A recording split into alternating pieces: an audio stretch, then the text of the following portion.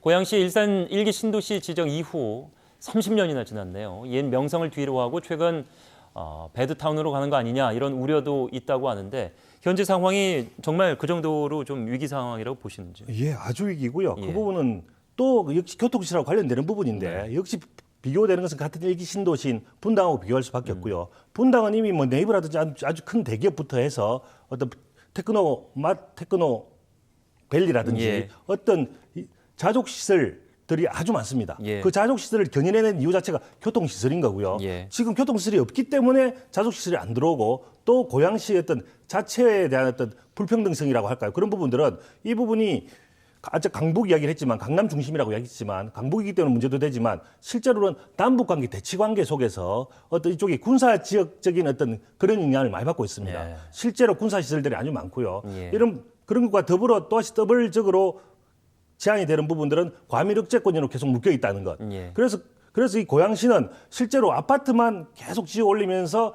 베드타운화 되고 있고 이 베드타운화 되는 과정에서 도로를 새로 만들지 않으니 모든 도로를 대부분 원흥지구에서 나오는 도로라든지 혹은 제2자유로라든지 이런 것들 제2자유로에 다 연결시킵니다. 그 강변북로에 연결시키다 보니 강변북로에서만 막히는 시간만 거의 1시간 정도 예. 많이 막힐 때는 예. 그러니 전체 출퇴근 시간이 2시간 퇴근 시간까지 보면 4시간 이렇게 되는 게 될 수밖에 없는 거죠. 그래서 가장 큰 문제는 이와 같이 서울 시계를 넘어가는데 이와 같이 시간이 많이 걸리는 것을 어떻게 시간을 줄여줄 것인가. 예. 이 부분만 시간이 줄여주면 어느 정도 그 교통 문제 해소될 뿐만 아니라 예. 지금 이야기하는 자족 독시, 일자리를 만드는 도시도 충분히 가능해 보인다고 생각이 되는 거죠. 예.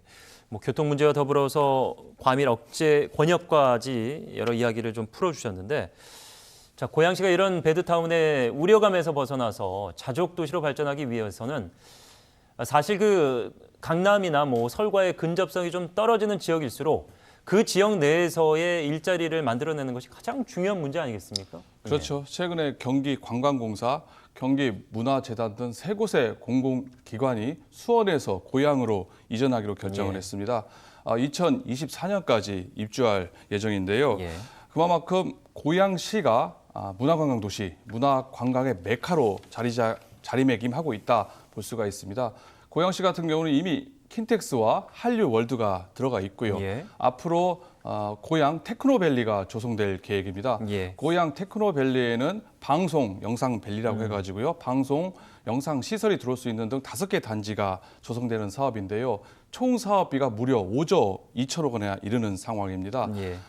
고양 TV가 제대로 자리를 매김하게 된다고 하면은요, 연간 고용 창출 효과가 13만 명에 이르게 됩니다. 상대한 고용 유발 효과가 난다 볼 수가 있는데요. 이렇게 되면 고양시가 배드타운의 오명을 벗고 자족 도시로서의 이상과 면모를 가질 수 있을 것이다. 긍정적으로 분석을 합니다. 예.